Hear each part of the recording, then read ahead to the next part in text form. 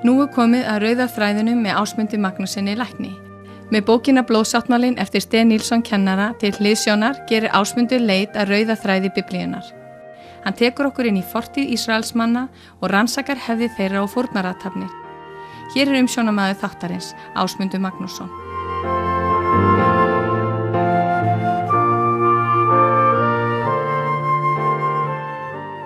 Komið sæl.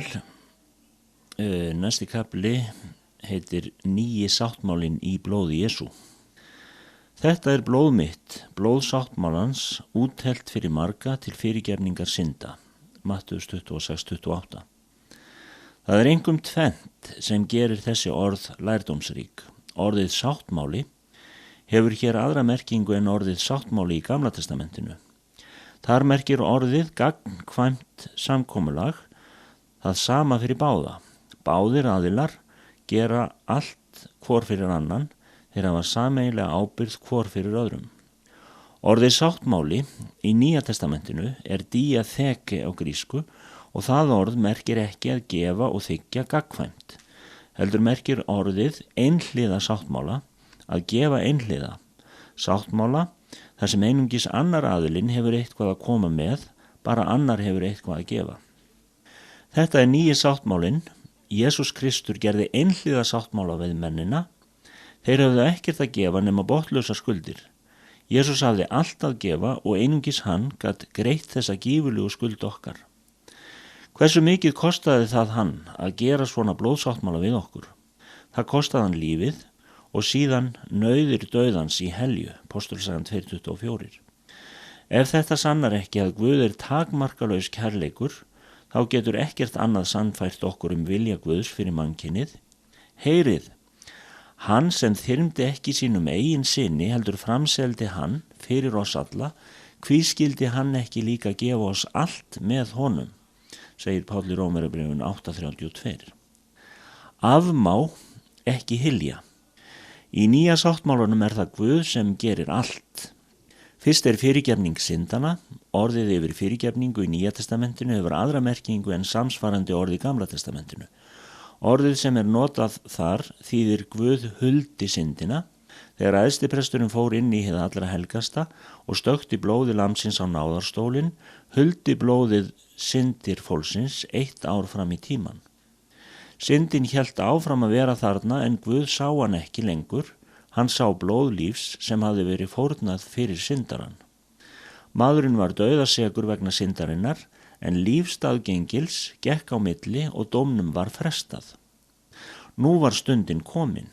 Takið eftir að Jesús sagði ekki: Þetta er blóð mitt sem var úthellt til að hylja syndir ykkar. Hann sagði: Þetta er blóð mitt, blóðsáttmálans, úthellt fyrir marga til fyrirgefningar synda. Orðið fyrirgefning þýðir hér að afmá.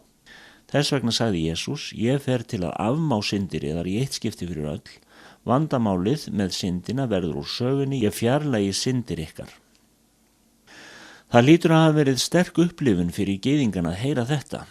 Já, sterkar en við getum gert okkur í hugalund. Þetta getum við séð af atburði sem gerðist fyrr og talaður í Jóhannes 6:51. Jesús sagði: Ég er hið lifandi brauð sem steig niður af himni. Hver sem etur af þessu brauði mun lifa að eilífu og brauðið sem ég mun gefa er hold mitt heiminum til lífs. Þá deildu gyðingarnir sín á milli og sögðu: Hvernig getur þessi maður gefið hold sitt að eta? Þetta var eitt af því versta sem þeir höfðu heyrt. Heldur hann að við séum mannætur? Og Jesús hélt áfram: Ef þér etið ekki hold mannssonarins og drekkið blóðans, hafið þér ekki lífið í yður. Jóhannes 6:53. Blóðsáttmáli og táknrænt mál var ekki framandi fyrir gyðingunum.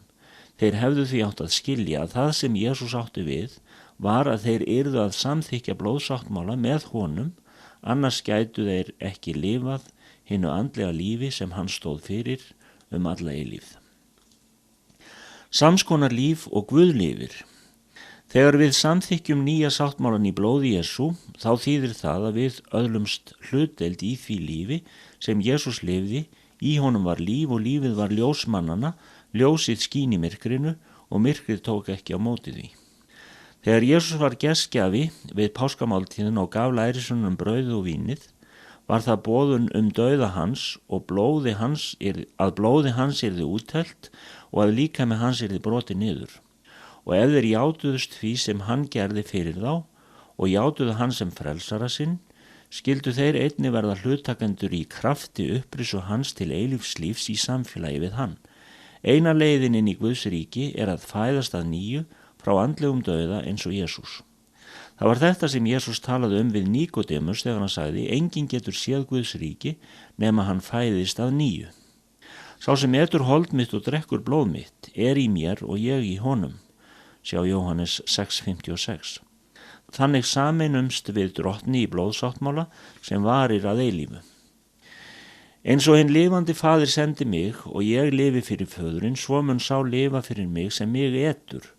Þetta er það brauð sem niður steig af himni. Það er ekki eins og brauðið sem feðurnir átu og dóu.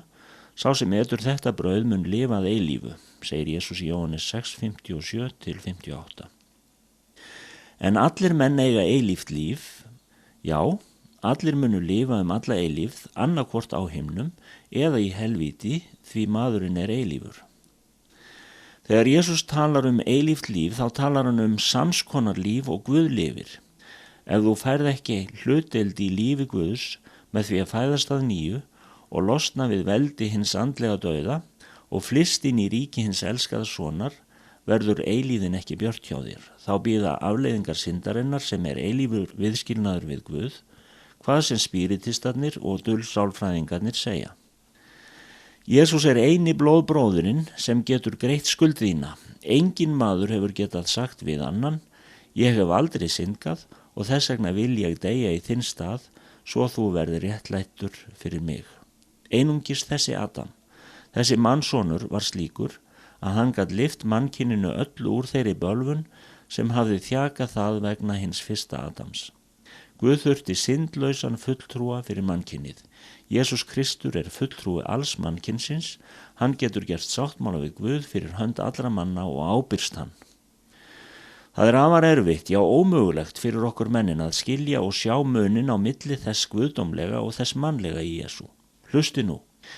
Þegar Jesús sat til borðs með lærisveinum sínum og át máltíð sáttmálans, var hann þar sem hinn guðdómlegi Messías og sat í sæti Messíasar við borðið. Það var hann sem drakk vín úr kalegnum sem var ætlaður Messíasi. Hann var fulltrúi Guðs frammi fyrir mannkyninu og hann gerði sáttmála við mennina sem sannur Guð. Það var Guð sem sameinaðist mannkyninu í Kristi og sætti heiminn við sig. En strax á eftir fór hann út sem mannssonur til að greiða verðið fyrir endurlausn mannkynsins. Hann var einungis stöðlegur sem mannssonur þegar hann tók synd okkar á sig. Þegar hann reis upp frá dauðum fór hann upp til föðurins sem fulltrúi mannana. Hann var æðstiprestur þeirra. Farðu til bræðra minna og seg þeim: ég stíg upp til föður míns og föður yðar, til Guðs míns og Guðs yðar. Þetta er úr Jóhannes 20:17. Og hér látum við staðarnumir í dag. Guð bless ykkur. Ásmundur Magnússon læknir stjórnaði þættinum Rauði þráðurinn. Bókin Blóðsáttmálinn er skrifið af Sten Nilsson kennara við Biblíuskólan Lífets Ord í Svíþjóð. Fylgstu með aftur í næstu viku en þá tekur Ásmundur upp Rauða þráðinn þar sem frá var horfið.